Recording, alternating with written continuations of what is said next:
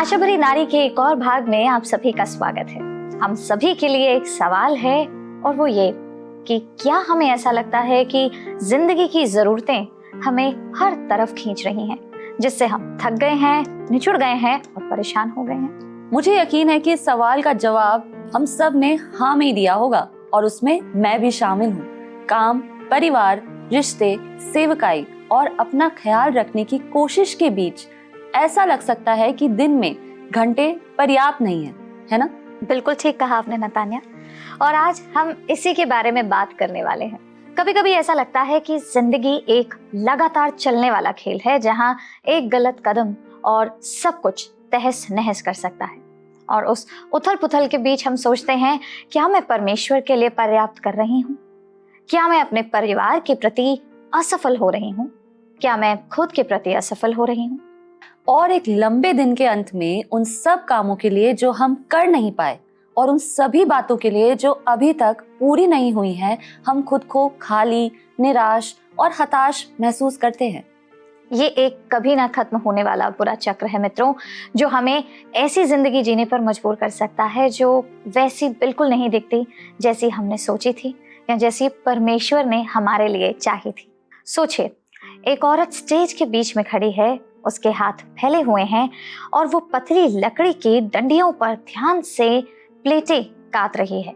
एक प्लेट उसके परिवार को दिखाती है, दूसरी उसके काम को, तीसरी उसकी शादी को, उसकी सेहत को, उसकी दोस्ती को, उसके विश्वास को, उसकी सेवा को, उसके घर को, उसकी भावनाओं को और उन शांत सपनों को जिन्हें मानने के लिए उसके पास मुश्किल से ही समय होता है।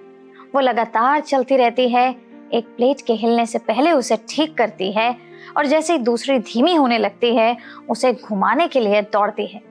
बाहर से ये प्रभावशाली, यहाँ तक कि सुंदर भी लग सकता है, लेकिन अंदर ही अंदर उसका दिल इस डर से धड़कता है कि अगर वो एक पल के लिए भी रुकी, कहीं भी थमी, तो सब कुछ बिखर जाएगा। आज कई स्त्रियों की यही वास्तविकता है।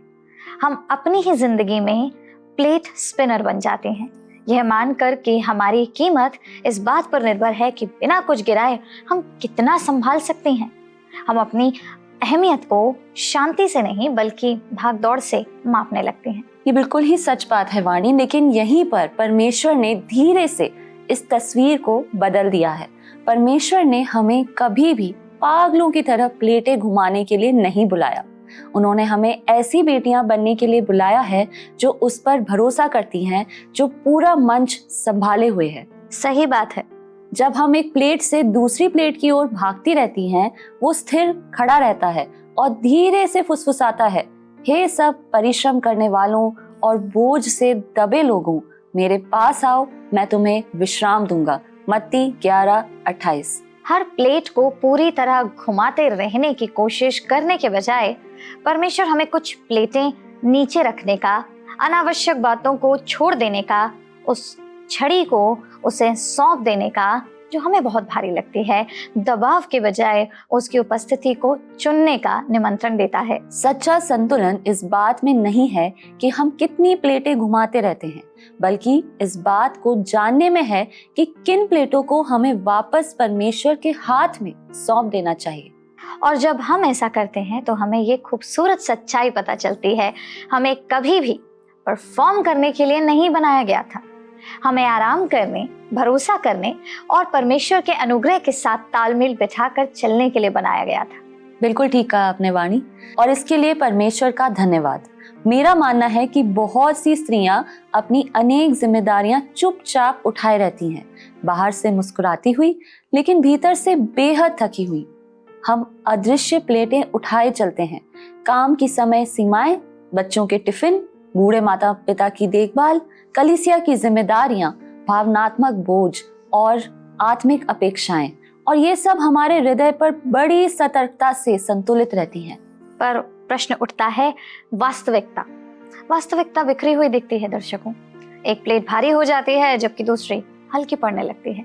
बीमार बच्चा, काम का दबाव वाला मौसम, घर में नया शिशु, मानसिक स्वास्थ्य और इन सब की जद्दोजहद, विदेश में काम करता जीवन साथी। और अचानक संतुलन बिगड़ जाता है और हमें लगता है कि हमने सारी प्लेटें गिरा दी हैं और हम आत्मिक रूप से और भावनात्मक रूप से भी टूटने लगते हैं। मैंने वर्षों तक उस परफेक्ट संतुलन का पीछा किया। जैसे ही लगता था कि अब सब कुछ ठीक चल रहा है, जिंदगी फिर बदल जाते थे। कहीं कोई परिवर्तन, कहीं फिर से कोई नई परिस्थिति के अनुसार ढलना। परमेश्वर ने मुझे एक नई सेवकाई में बुलाया। करियर में बदलाव ने मुख्य स्थान ले लिया और हर बार मुझे निराशा होती थी, मानो मैं परमेश्वर के प्रति असफल हो रही हूँ, सिर्फ इसलिए कि मैं सब कुछ नहीं कर पा रही थी। आज की तेज रफ्तार और हमेशा जुड़े रहने वाली दुनिया में एक मसीही महिला के रूप में, विशेषकर एक माँ के रूप में, विश्वास और जीवन के बीच संतुलन बनाना कभी कभी असंभव सा लगता है। और हाँ, हम जानते हैं कि हमें परमेश्वर को प्रथम स्थान देना चाहिए।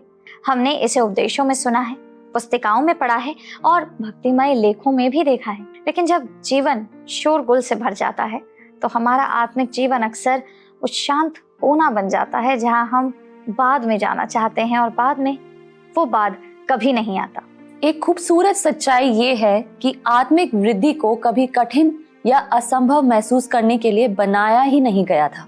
परमेश्वर ने किसी कठोर परिपूर्णता में जीने की हमसे कभी अपेक्षा नहीं की।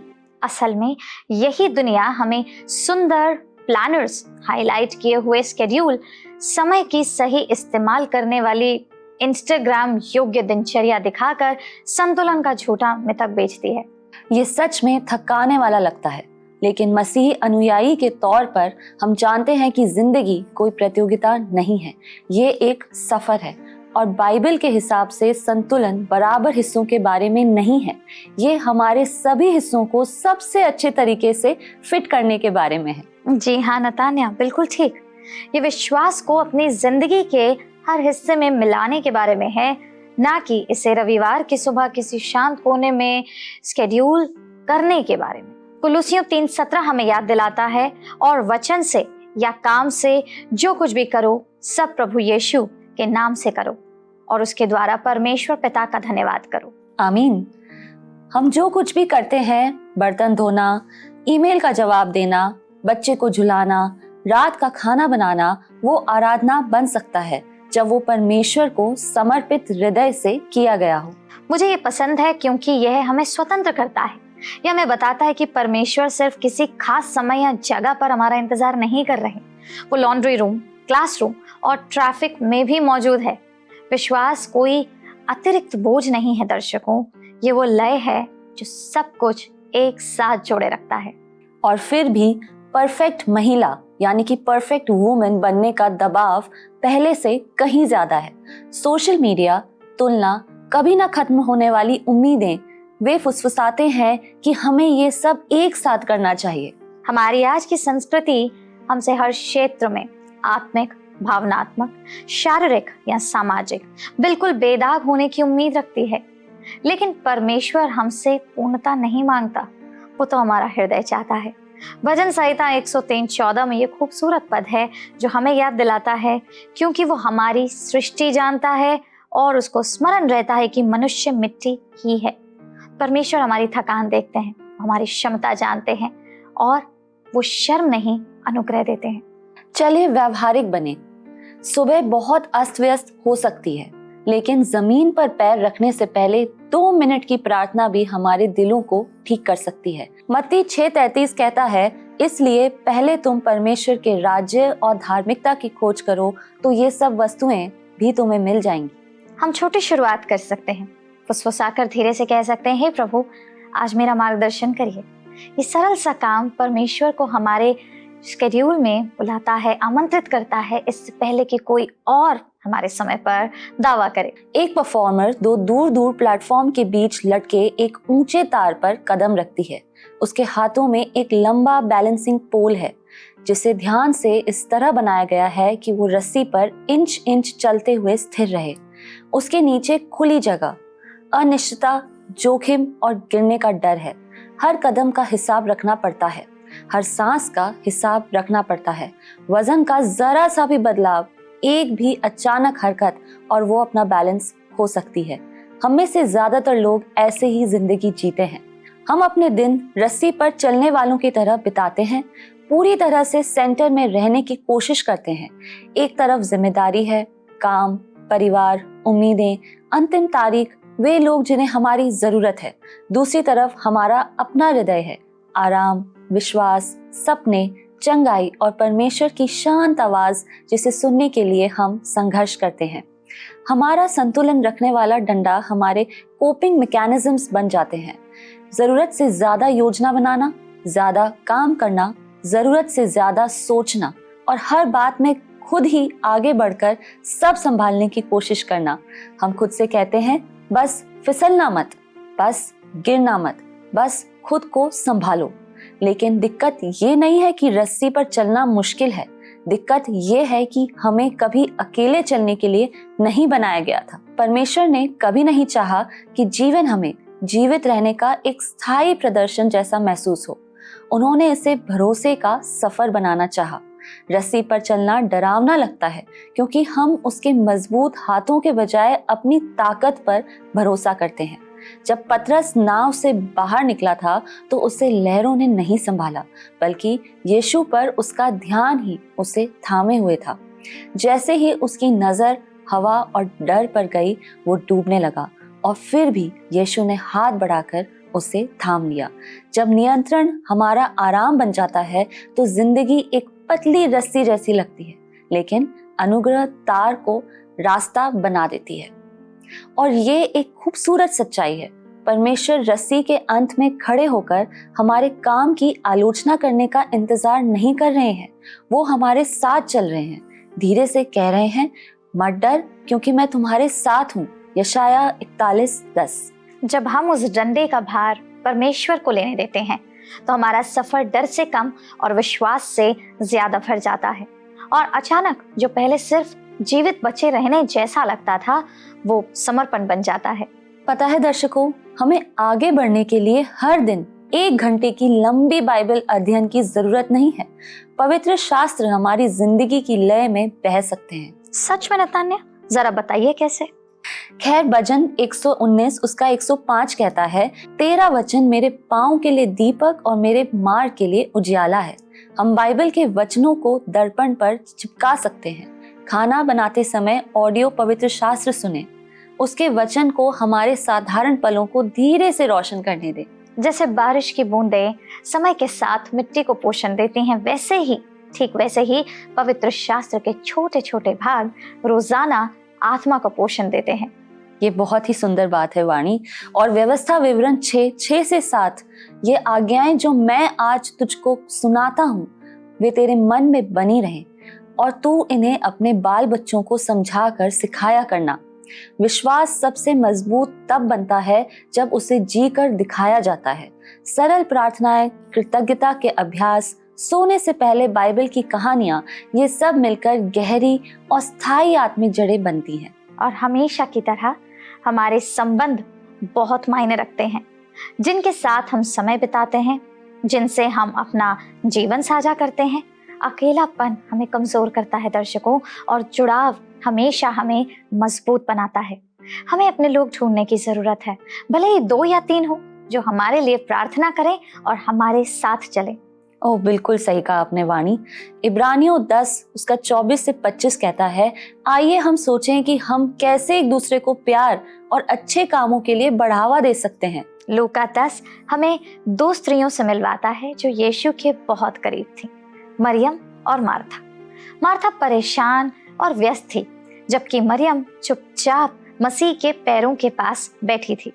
और यीशु ने प्यार से कहा, प्रभु ने उसे उत्तर दिया, मार्था, हे मार्था, तू बहुत बातों के लिए चिंता करती और घबराती है, परंतु एक बात अवश्य है, और उस उत्तम भाग को मरियम ने चुन लिया है, जो उससे छीना ना जाएगा।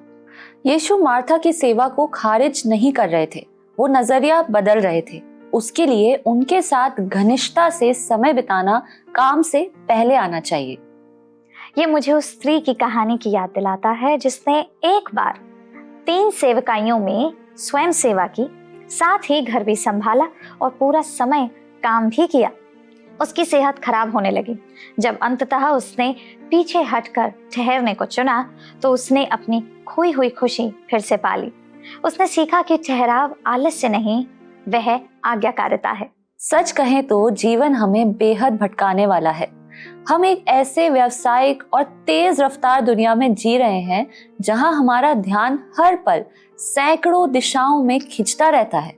नोटिफिकेशंस, अपेक्षाएं, जिम्मेदारियां, तुलना, बिना महसूस किए भटक जाना कितना आसान है। और हमारा सब कुछ कर लेने का प्रयास, हर किसी के लिए सब कुछ बनने की कोशिश धीरे धीरे उन बातों को ढकने लगता है जो वास्तव में महत्वपूर्ण है। दूसरों की सेवा करना कितना सुंदर है, फिर भी उसे संतुलन में रखना जरूरी है। शास्त्र हमें दिखाता है कि अच्छी बातें भी गलत स्थान ले सकती हैं जब वे परमेश्वर से ऊपर प्राथमिकता पाने लगती हैं। बिल्कुल सही कहा आपने वाणी। और क्या ये हैरानी की बात नहीं है कि हमारा मन कैसे बेकाबू हो सकता है। एक पल हम परेशान होते हैं, अगले ही पल अभिभूत, और इन दोनों के बीच कहीं हम बस सब कुछ संभाल कर रखने की कोशिश कर रहे होते हैं। लेकिन पवित्र शास्त्र हमें याद दिलाता है कि परमेश्वर नहीं चाहते कि हम ऐसे जिएं। जब पौलुस इफिसुस के युवा पास्टर तीमुथियुस को लिखता है तो वो जानता था कि तीमुथियुस डर से जूझ रहा होगा, उत्पीड़न का डर, गलत शिक्षाओं का डर, जिम्मेदारियों का दबाव और नेतृत्व का तनाव। इसीलिए पौलुस ने उसे इन सामर्थ्य शब्दों से प्रोत्साहित किया, क्योंकि परमेश्वर ने हमें भय का नहीं पर सामर्थ और प्रेम और संयम की आत्मा दी है। दूसरा तीमुथियुस 1:7। 19वीं सदी के हडसन टेलर नाम के एक आदमी को लोगों तक परमेश्वर का प्रेम पहुंचाने का बहुत ज्यादा जुनून था, लेकिन बहुत से लोग ये नहीं जानते थे कि इस बड़े जुनून के पीछे एक ऐसा इंसान था जो थकान, दुख, दबाव और नामुमकिन उम्मीदों के बोझ से बहुत ज्यादा जूझ रहा था। टेलर को लगातार विरोध, पैसे की तंगी, बीमारी और दिल तोड़ने वाली नुकसान का सामना करना पड़ा। उन्होंने अपने 2 बच्चों को विदेश में दफनाया। उनकी पत्नी मारिया की कम उम्र में मौत हो गई और वे अपने बच्चों और एक मिशन को चलाने के लिए उन्हें अकेला छोड़ गईं। सेवकाई की मांगें कभी खत्म नहीं हुई। चर्च बनाने थे, मिशनरियों को प्रशिक्षित करना था, फंड जमा करने थे, चिट्ठियां लिखनी थी, मुश्किलों को मैनेज करना था। हर तरह से उनकी जिंदगी एक आत्मिक रस्सी पर लगातार संतुलन बनाने जैसी लग रही थी। लंबे समय तक हडसन टेलर ने अपनी ताकत से सब कुछ संभालने की कोशिश की, प्रयास किए। उनका मानना था कि विश्वास का मतलब है और ज्यादा मेहनत करना और लंबी प्रार्थनाएं करना और बिना थके लगातार काम करते रहना। लेकिन जितना ज्यादा उन्होंने कोशिश की, वे उतने ही कमजोर होते गए। उनकी सेहत बिगड़ती गई और उनकी खुशी खत्म हो गई। फिर एक मोड़ आया जिसे उसने बाद में बदला हुआ जीवन, द एक्सचेंज्ड लाइफ कहा। टेलर ने समझ लिया कि वो मसीह के लिए जीने की कोशिश कर रहा था, बजाय इसके कि मसीह उसके जीवन के माध्यम से जिए। उसने एक पत्र में लिखा, पवित्र बनने की कोशिश करने से नहीं बल्कि मसीह पर यह भरोसा करने से है कि वो हमारी पवित्रता है। उस पल उसने संघर्ष करना छोड़ दिया और ठहर कर टिके रहना शुरू किया। उसने समझना शुरू किया कि संतुलन प्रयास से नहीं बल्कि समर्पण से आता है। वो अब भी कड़ी मेहनत करता था, वो अब भी जिम्मेदारी उठाता था, लेकिन उसके जीवन का केंद्र बदल चुका था। अनुग्रह ने संघर्ष की जगह ले ली, भरोसे ने नियंत्रण की जगह ले ली, प्रार्थना ने घबराहट की जगह ले ली। हम में से अनेक लोगों की तरह टेलर भी कई कामों को एक साथ संभाल रहा था। सेवकाई, परिवार, शोक, नेतृत्व, अपेक्षाएं। लेकिन उसने सीख लिया कि इन सब को परमेश्वर के हाथों में सौंप देना है और उनके अनुग्रह के साथ कदम मिलाकर चलना है, ना कि उससे आगे भागना है। उनका जीवन हमें ये कोमल सत्य सिखाता है, संतुलन कम या अधिक करने में नहीं पाया जाता, ये परमेश्वर पर निर्भर रहकर जीने में पाया जाता है। और जब हम अपनी खुद की ताकत का स्रोत बनने की कोशिश करना बंद कर देते हैं तो अंततः हमें उसकी सामर्थ्य पर निर्भर रहने की आज़ादी मिल जाती है। ये कितना सांत्वना देने वाला अनुभव रहा होगा ना दर्शकों। और आज हमारे लिए भी कैसी गहरी याद दिलाने वाली बात है। परमेश्वर की संतान होने के नाते डर हमारी विरासत नहीं है, विश्वास है। विश्वास ही हमारी विरासत है। परमेश्वर ने हमें बचने के उपाय में जीने के लिए नहीं बल्कि समर्पण और भरोसे में जीने के लिए बनाया है। और ये अविश्वसनीय सच्चाई है। हमें जो सामर्थ उपलब्ध है वो सीमित नहीं है।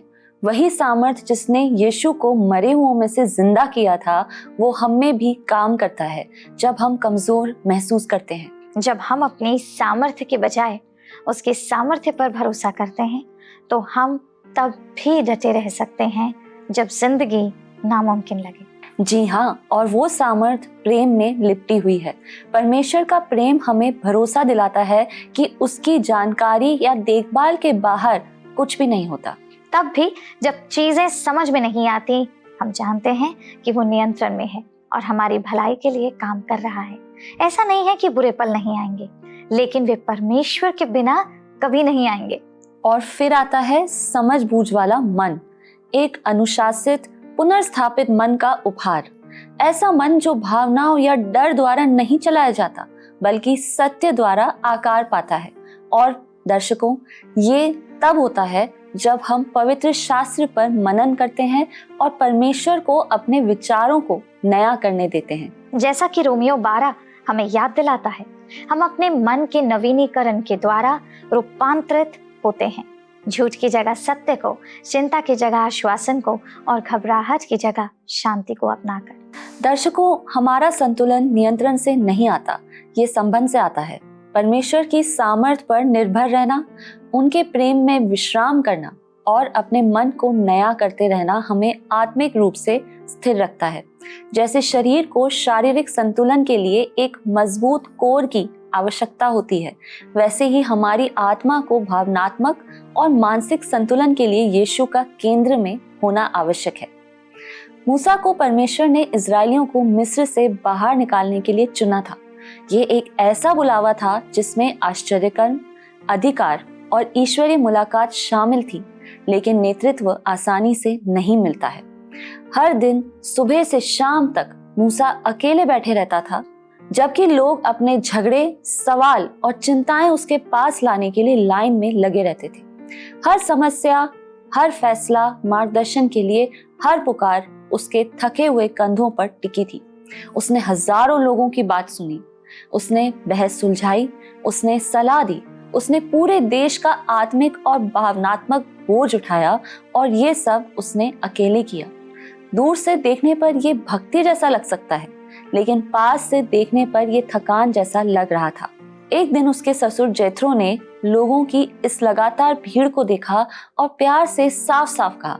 मूसा के ससुर ने उससे कहा, जो काम तू करता है वो अच्छा नहीं, और इससे तू क्या वरन ये लोग भी जो तेरे संग हैं निश्चय हार जाएंगे, क्योंकि ये काम तेरे लिए बहुत भारी है, तू इसे अकेला नहीं कर सकता। निर्गमन 18:17-18। जेथरो की सलाह बहुत व्यवहारिक थी। मूसा को लोगों को परमेश्वर के नियम सिखाने थे, लेकिन काम का बोझ बांटने के लिए काबिल अगुवा को नियुक्त भी करना था। ऐसे लोग जो परमेश्वर से डरते हों और जिम्मेदारी संभाल सकें। उन्हें छोटे मामलों की देखरेख करने दें, जबकि मूसा बड़े मामलों पर ध्यान दे। और मूसा ने सुना। ये पल आलस के बारे में नहीं था, ये समझदारी के बारे में था। ये परमेश्वर का अपने सेवक को दिखाना था कि आत्मिक वफादारी का मतलब खुद को खत्म करना नहीं है। काम सौंपना कमजोरी नहीं थी, ये आज्ञा मानना था। उस आसान से बदलाव में मूसा ने जिंदगी बदलने वाली एक सच्चाई सीखी। परमेश्वर ने हमें कभी भी सब कुछ अकेले करने के लिए नहीं बनाया है। वाह, सच में परमेश्वर ने अपने पवित्र शास्त्र से इस बात को कितनी गहराई से हमें समझाया है। संतुलन ज्यादा करने से नहीं बल्कि सब कुछ छोड़ देने से वापस आया। ताकत साबित करके नहीं बल्कि सपोर्ट को अपना कर आई। जब मूसा ने नियंत्रण छोड़ा तो लोगों की बेहतर देखभाल हुई और उसकी अपनी ताकत उस बुलावे के लिए बची रही जो परमेश्वर ने सच में उसे दिया था। ये कहानी हमें धीरे से याद दिलाती है कि अनुग्रह अक्सर समझदारी भरी सलाह और मिली जुली जिम्मेदारी के रूप में आती है। कभी कभी सबसे आत्मिक चीज जो हम कर सकते हैं वो है ये कहना, मैं इसे अकेले नहीं कर सकती, और परमेश्वर को हमारे साथ दूसरों को लाने देना। मूसा की तरह हमें संतुलन अनंत प्रयासों में नहीं मिलता, बल्कि परमेश्वर द्वारा दिए गए विश्राम, जिम्मेदारी बांटने और भरोसे की लय में आज्ञाकारिता के द्वारा मिलता है। आज की तेज रफ्तार वाली संस्कृति में मेहनत और आराम की परमेश्वर की लय को अपनाने के लिए भरोसा और आज्ञा मानना जरूरी है। विश्राम हमें ये याद दिलाता है कि हमारी निर्भरता परमेश्वर की ही पूर्ति पर है, और ये हमें ये भी सिखाता है कि हमारी पहचान हमारे कार्यों से नहीं बल्कि उनके साथ हमारे संबंध से निर्धारित होती है। मनोरंजन, शौक और आराम के लिए समय निकालना शरीर और मन के रूप में परमेश्वर के तोहफे का सम्मान करने का एक तरीका है।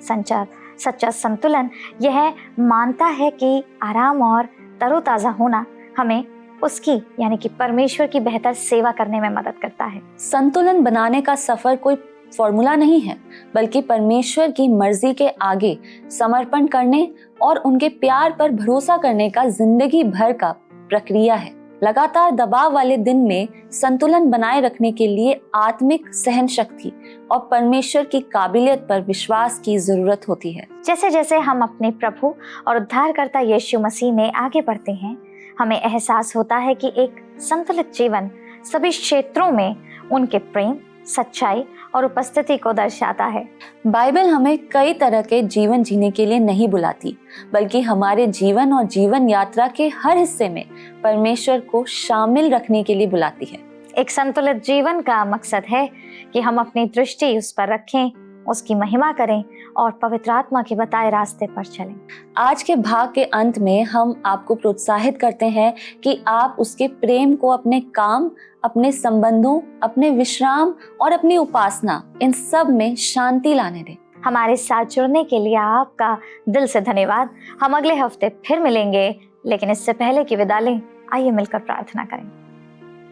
धन्यवाद सामर्थ्य पिता परमेश्वर, हम आपका धन्यवाद करते हैं प्रभु कि आपने आज हमें बताया कि आराम करना आलस नहीं होता। हर बार कई बार पिता ये आपकी एक प्रक्रिया भी होती है जिसके द्वारा आप हमें उस सेवकाई के लिए जिसके लिए आपने हमें चुना है तरोताज़ा बनाते हैं, तैयार करते हैं। हाँ प्रभु, हम मार्था की तरह कई बार दौड़ते रहते हैं, लेकिन आज धन्यवाद हो परमेश्वर, आपकी आवाज़ हमारे कानों तक पहुँची है। आज जितने भाई बहन पिता परमेश्वर मेरे इस जद्दोजहद में हैं प्रभु, उनकी परेशानियों को इस समय आप परमेश्वर दूर करिए, ताकि परमेश्वर वो भी उसी आनंद और उसी अनुग्रह को महसूस कर सकें जो जीवन की लय में आपने हमें विरासत में दिया है। एक बार फिर से इस बहुमूल्य वचन के लिए हम आपके नाम का धन्यवाद करते हैं प्रभु। आपकी ये बात हमारे चित्त से कभी उतरने ना पाए। मेरे यीशु के सामर्थ्य नाम से इस दुआ को मांगते हैं, सुनिए और कबूल कीजिए, आमीन।